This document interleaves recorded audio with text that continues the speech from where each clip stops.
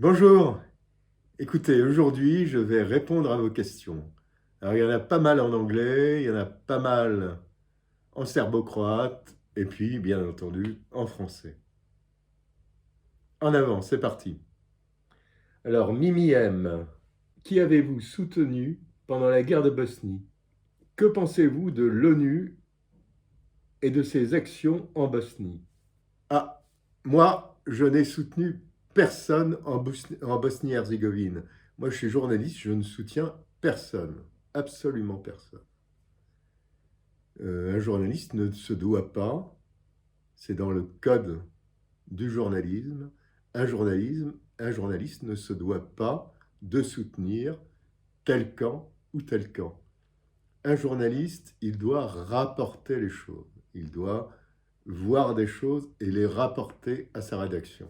Alors moi, je n'avais pas de rédaction, j'étais indépendant, mais je rapportais à des chaînes de télévision françaises ou étrangères, parce que ça dépendait. Voilà. Et les chaînes de télévision m'achetaient ou pas mes reportages. Ça dépendait.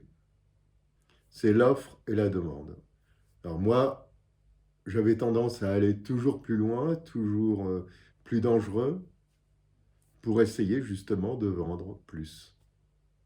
Alors, en plus, que pensez-vous de l'ONU et de ses actions en Bosnie? L'ONU a fait, à mon avis, de très bonnes actions en Bosnie par rapport à la population civile. La population civile a été non pas protégée, parce que on ne peut pas protéger contre les tirs, mais a été secourue par l'ONU. Moi, je le crois vraiment. D'après ce que j'ai vu, alors j'ai pas vu énormément de choses, mais j'en ai vu quand même. D'après ce que j'ai vu que l'ONU avait secouru énormément de populations, qu'elles soient serbes, croates ou bosniaques. Bon, après, il y a eu l'OTAN, ça c'est un autre problème. Mais je parle de l'ONU. C'était une action humanitaire. C'était une véritable action humanitaire de l'ONU. Alors, deuxième question de Sepren. Avez-vous vu des hélicoptères Mi-8 de la Republika Srpska? Avez-vous volé dans un hélicoptère en Bosnie? Non, moi j'ai absolument jamais vu d'hélicoptère Mi-8 en Bosnie. Jamais. Bon, alors peut-être que ça existait, mais franchement, il ne devait pas y en avoir beaucoup. Non. Poutine Title, qui me pose la question suivante. Vous avez beaucoup de tournages en Bosnie. Je suis très intéressé par eux. Vous avez passé au moins un an là-bas. Alors, j'ai passé un an là-bas. Non, non, non, non, non. Non, j'ai dû passer en tout, hein, en regroupant tous les reportages que j'ai faits, j'ai dû passer 6 mois, 6, 7 mois maximum. Mais vous savez, pour un reportage, on tourne énormément. Par exemple, pour un reportage avec des jeunes Serbes autour de Sarajevo, j'ai tourné, je ne sais pas moi, 80 cassettes. 80 cassettes d'1 heure. Vous voyez? Donc c'est énormément de cassettes pour finalement un montage de 45 minutes. Ouais. Ça, c'est un vrai boulot.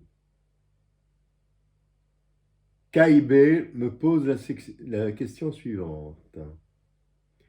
Les soldats serbes, pour la plupart des zones de Sarajevo et des environs, ont été diabolisés par la propagande occidentale. Des chaînes comme CNN, ABC et la BBC, Sky News. Les soldats serbes étaient dépeints comme des barbares, ce que vos vidéos ne montrent pas. Pourriez-vous nous dire votre point de vue sur les soldats serbes que vous avez connus? Alors, moi, j'ai connu 1, 2, 3, 4. Ouais, j'ai connu les Serbes en 5, ouais, à peu près 5 fois. Et les soldats serbes que j'ai connus n'étaient ni barbares, ni brutes, mais ils étaient, comme tous, coincés dans une guerre horrible qui les dépassait horriblement. C'est ça qu'on oublie. C'est ça que les médias occidentaux n'ont pas dit. C'est que tout le monde était coincé. C'est que les pauvres gens qui étaient au combat étaient coincés, coincés par des politiques qui les dépassaient, et des politiques de tout bord, des politiques bosniaques comme serbes, qui étaient des extrémistes. C'est ça le problème. Ça a été ça le vrai problème. Et donc, c'est vrai, les médias occidentaux n'ont vu qu'en noir et en blanc. C'est toujours la même vision de certains médias occidentaux.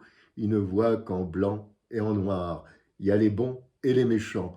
En Syrie, c'est la même chose. En Ukraine, c'est la même chose, etc., etc. Il y en a marre, enfin. Il y en a marre. Bon, ben, j'espère que j'ai répondu à ta question. Votre opinion sur le génocide de Srebrenica? Ah, grande question. Ce qu'on peut dire, c'est qu'il y a eu un massacre. On est d'accord. Il y a eu un massacre à Srebrenica. Il y a eu près de 7500 à 8000 hommes qui ont disparu. Hein, hommes, femmes, enfants. Hein. Rien ne peut... On ne peut pas dire le contraire. Par contre, le mot génocide qui a été employé par le tribunal pénal international n'a pas été reconnu à l'ONU.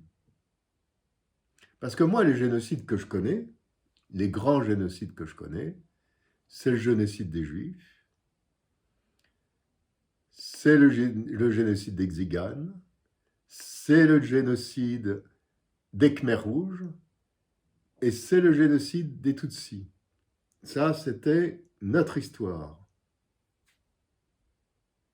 Et là, bon, on nous dit, maintenant, le tribunal pénal international nous dit, il y a eu un génocide à Srebrenica.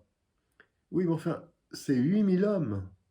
Le génocide des Juifs et des Tziganes, c'est plusieurs millions d'hommes, alors que le génocide des Tutsis, c'est plusieurs millions d'hommes, et que le génocide Khmer, c'est 2 millions.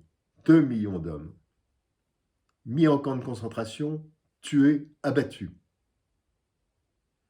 Alors, est-ce que c'est la même chose? Voilà. Bonjour, comment faisiez-vous pour avoir accès à la zone contrôlée par les Bosniaques à Sarajevo en 92? Alors là, vraiment, rien de plus simple. Hein. Il n'y avait qu'à suivre les convois humanitaires.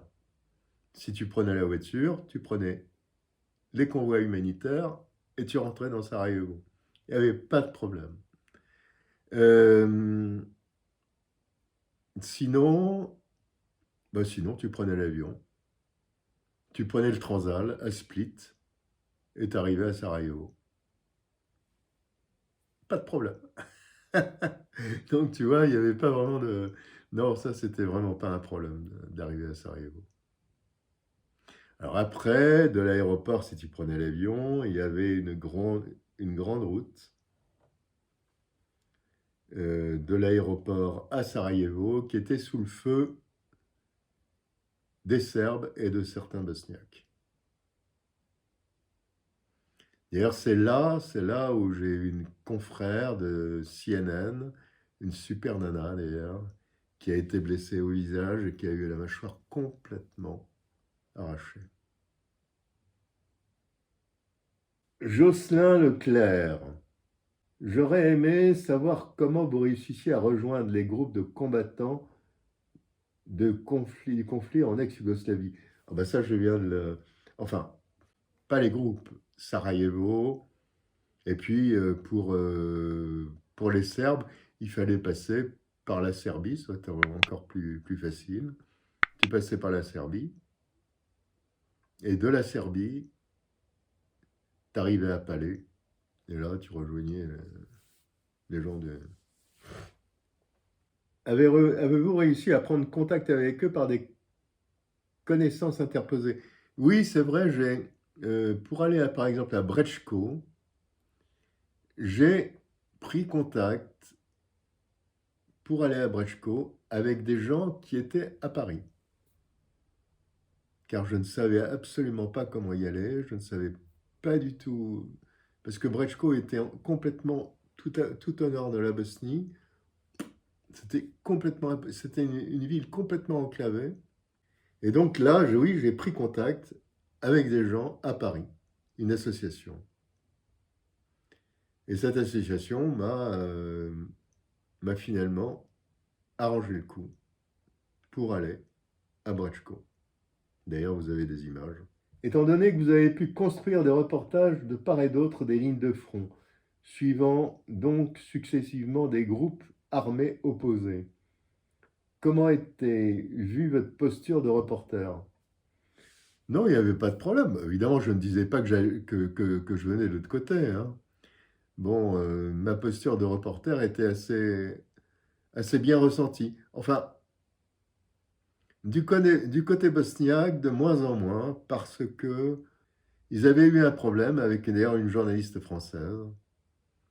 L'un des dirigeants d'une milice avait tapé sur un Serbe et il avait été filmé.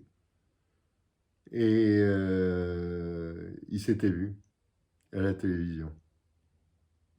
Donc à partir de là, il y a eu un véritable problème pour lui. Et un véritable embargo sur les caméras. De toutes vos vidéos, reportages confondus, durant toute votre carrière, quel est le reportage vidéo ou autre que vous avez tourné, réalisé et dont vous êtes le plus fier? Je ne sais pas. Alors, je suis le plus fier de... Oui, peut-être il y a certains reportages que je n'ai pas réussi à faire et dont je suis extrêmement fier aussi. Ah, je ne suis pas arrivé, d'accord. Je dirais que les terrains qui étaient, pour moi, à mon avis, le plus dangereux, c'était quand même la Somalie. Et puis le Vietnam, évidemment. Enfin bon, on ne va pas retourner. La Somalie, le Vietnam et le Liban. Allez, il y a 3 terrains. Somalie, Vietnam, Liban. De toutes vos vidéos et reportages risqués, quelle est la vidéo ou reportage que vous dites « Celle-là, je ne le ferai plus une deuxième fois ». Ah oui, oui, oui. Il y en a une, je me ferai... Oui, il y en a une, bon, je l'aurais pas fait une deuxième fois. C'est un truc qui en plus, qui n'a pas marché. Mais j'étais parti au Somaliland pour essayer de me brancher avec des pirates somaliens. On arrive, mon ami somalien et moi, au Somaliland, dans un hôtel complètement pourri. Finalement, les gens qui venaient nous voir arrivent. Ils ont l'air plutôt sympas, bon, plutôt bon. Et on commence à parler. Alors évidemment, moi, je ne comprends rien, etc., etc. Et d'un seul coup, mon pote somalien me dit « Ah, je ne comprends plus rien non plus ». Alors, il me dit « Bon, ben, on va certainement appeler, le directeur de l'hôtel. Peut-être qu'il va pouvoir les comprendre. » Chose faite, le directeur de l'hôtel arrive, il traduit, etc., etc. Enfin, il traduit nos desiderata, ce qu'on veut, etc., etc. Tout se passe bien, finalement, on tombe d'accord. Une somme d'argent contre le fait qui nous amène de l'autre côté de la frontière, voir les pirates. Tout le monde tombe d'accord. On se donne un rendez-vous au Somaliland 3 jours après. Et tout le monde repart. Et à ce moment-là, le directeur de l'hôtel nous dit, mais n'y allez pas, n'y allez pas. Ils étaient en train de se dire, ah, lui là, le petit blanc, on va le vendre 40 000 dollars.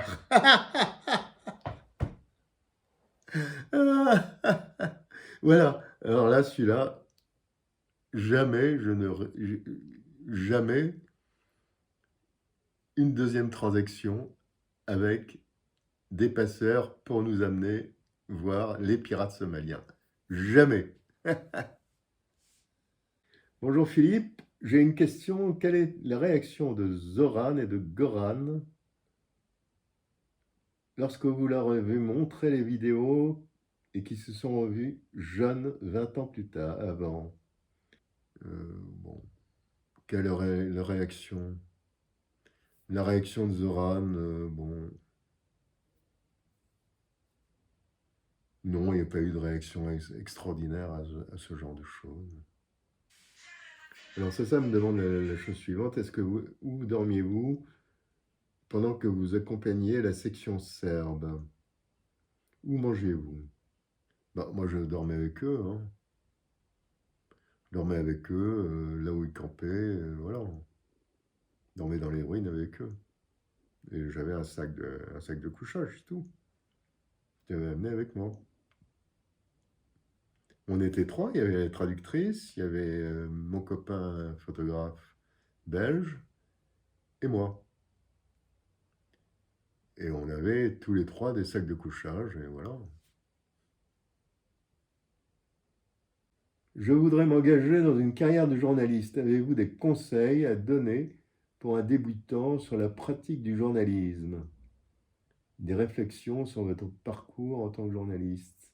Alors tu sais, ça, bon, moi ce que j'en sais de ce parcours de journaliste, c'était quand même il y a vraiment ça fait pas mal d'années, hein. Moi j'ai débuté en 1972. Tu vois, c'était pas là, hein. Euh, il faut essayer de trouver des stages, un maximum de stages. Tu enchaînes dans des boîtes de prod.